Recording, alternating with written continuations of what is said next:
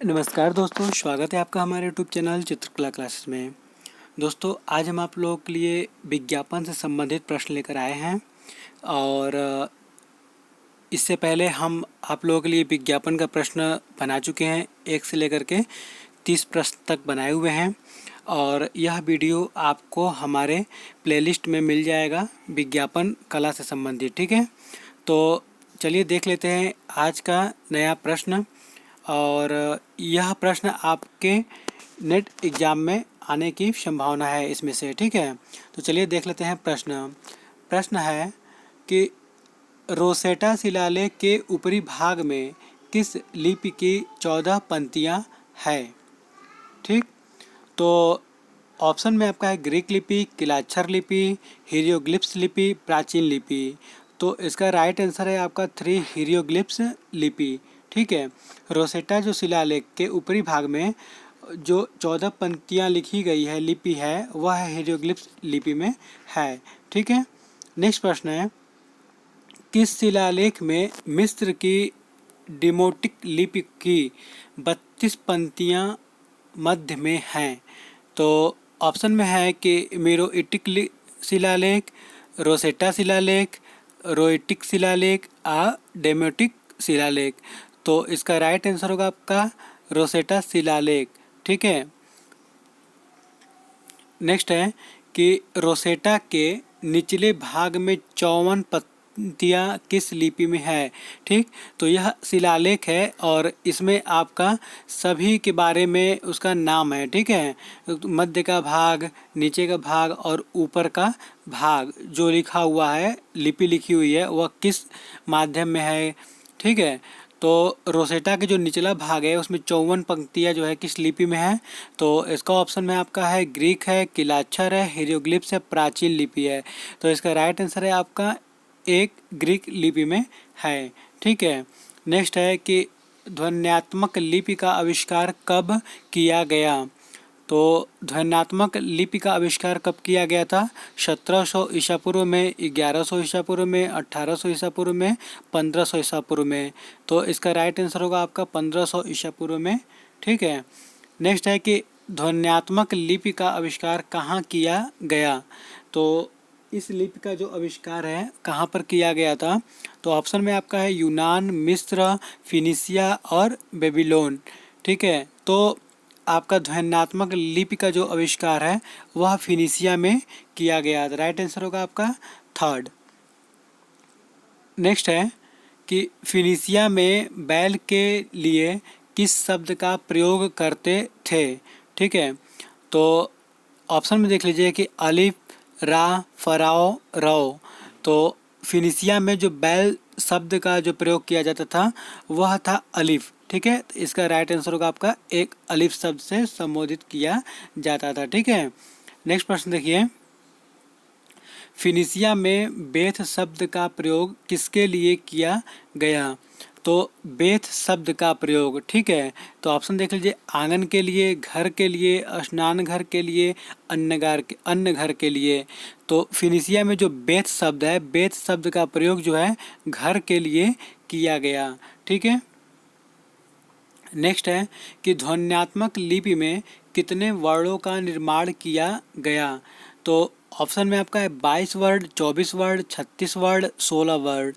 तो इसमें ध्वन्यात्मक लिपि में आपका 22 वर्णों का निर्माण किया गया। राइट आंसर होगा आपका 1। नेक्स्ट प्रश्न देखिए, फिनिशिया के राजा कैमडस यूनान कब आए।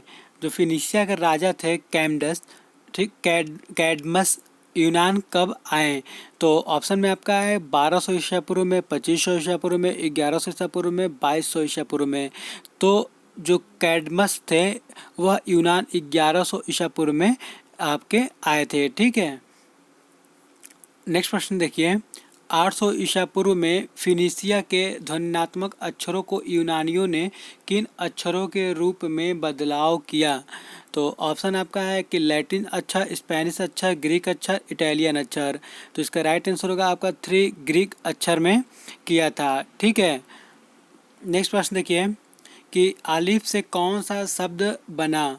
ठीक, आलिफ से कौन सा शब्द बना? तो ऑप्शन देखिए आप, अल्फा, आल्ट, आलिव, आल्सो। तो आलिफ से आपका अल्फा शब्द बना।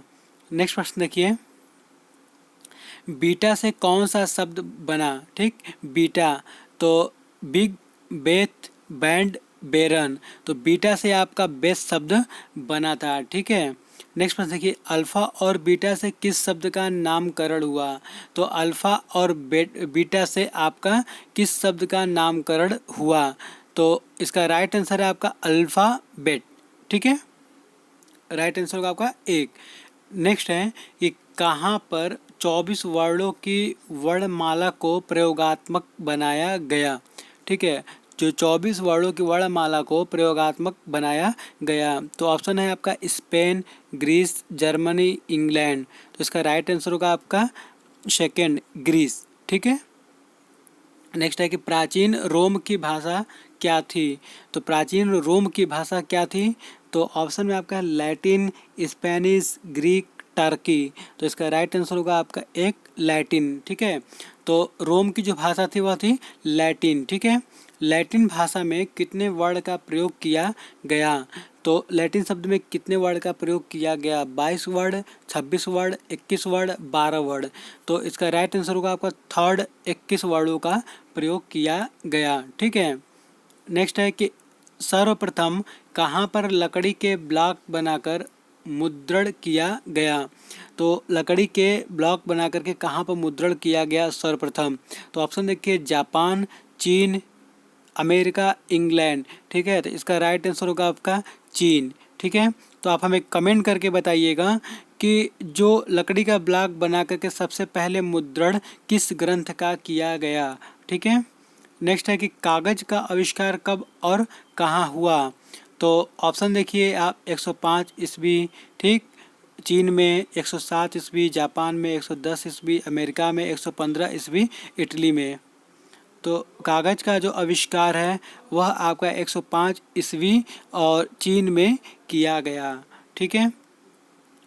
नेक्स्ट है कि तस आई लून में किसका आविष्कार किया? ठीक ना, तस आई लून ने किसका आविष्कार किया? तो ऑप्शन देख लीजिए आप लोग, प्लास्टिक, कागज़, कपास और कपड़ा। तो आप कमेंट करके बताइएगा, बाकी हम आपको इसका डिस्क्रिप्शन में बता देंगे आप लोगों को। ठीक है। नेक्स्ट प्रश्न देखिए कि चीन के महान दार्शनिक का नाम क्या था?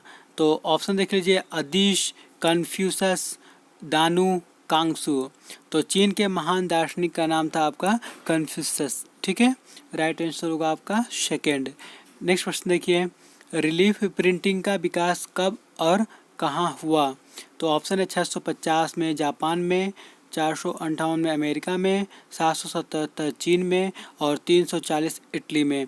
तो रिलीफ प्रिंट का जो विकास है आपका वह 770 ईस्वी में, ठीक है, चीन में हुआ। नेक्स्ट प्रश्न देखिए, वर्तमान में विद्यमान सबसे प्राचीन पांडुलिपि मानी जाती है? ठीक है, सबसे प्राचीन पांडुलिपि मानी जाती है। तो ऑप्शन देखिए, हीरक सूत्र, बिंदी संहिता, आचार संहिता, द फराओ। तो इसमें से सबसे प्राचीन पांडुलिपि आपकी मानी जाती है हीरक सूत्र। ठीक है, राइट आंसर होगा आपका एक। नेक्स्ट प्रश्न देखिए, हीरक सूत्र का मुद्रण किस प्रक्रिया द्वारा किया गया? तो ऑप्शन है आपका screen printing, relief printing, offset printing, lithography printing. तो हीरक सूत्र का मुद्रण जो है आप रिलीफ प्रिंटिंग के द्वारा किया गया। राइट आंसर होगा आपका सेकेंड। नेक्स्ट प्रश्न देखिए, हीरक सूत्र की लंबाई और चौड़ाई क्या है? तो देख लीजिए, इसमें 10 फीट लंबाई और 14 फीट चौड़ाई, 16 फीट लंबाई और 12 फीट चौड़ाई, 12 फीट लंबाई और 14 फीट चौड़ाई, 18 फीट लंबाई और 17 फीट चौड़ाई। तो इसमें आपका हीरक सूत्र की जो लंबाई और चौड़ाई है वह है 16 फीट लंबा है और 12 फीट चौड़ा है। ठीक है, और आप कमेंट करके बताइएगा कि हीरक सूत्र, ठीक है, उस पर किस धर्म से संबंधित मुद्रण हुआ है। ठीक, तो नेक्स्ट प्रश्न है आपका, हीरक सूत्र का मुद्रण कब हुआ? ठीक, तो ऑप्शन देख लीजिए, 568 ईस्वी, 868 ईस्वी, 746 ईस्वी और 634 ईस्वी। तो आपका हीरक सूत्र का जो मुद्रण है वह आपका हुआ है 868 ईस्वी में हुआ है। इसका राइट आंसर होगा आपका सेकेंड। नेक्स्ट प्रश्न देखिए, हीरक सूत्र भारत के संस्कृत ग्रंथ ब्रज छेदित प्रज्ञापरमिता का अनुवाद किस भाषा में हुआ? तो ऑप्शन देखिए, जापानी भाषा, चीनी भाषा, तुर्की भाषा, ग्रीस भाषा। तो इसका राइट आंसर है आपका सेकेंड, चीनी भाषा में हुआ। ठीक है, तो ये नेक्स्ट प्रश्न देखिए कि अर्ध अर्ध भारतीय और अर्ध तुर्की बौद्ध कुमार जीव ने किसे लिखा था? ठीक, अर्ध भारतीय और अर्ध तुर्की बौद्ध बौद्ध कुमार जीव ने किसे लिखा था? तो ऑप्शन देखिए, महाकाव्य, हीरक सूत्र, विधि संहिता और आचार संहिता। तो इसका राइट आंसर होगा आपका सेकंड, हीरक सूत्र। ठीक है, तो आपके ये टोटल 26 प्रश्न कंप्लीट हो गए और नेक्स्ट वीडियो में हम आपको इसको कंप्लीट करा देंगे पूरा। ठीक है, तो आप हमारे वीडियो को शेयर करते रहें और यदि आपने सब्सक्राइब नहीं किया है, यदि आपने हमारे चैनल को सब्सक्राइब नहीं किया है तो सब्सक्राइब कर लें और अपने फ्रेंड्स को शेयर करते रहें। तब तक के लिए धन्यवाद।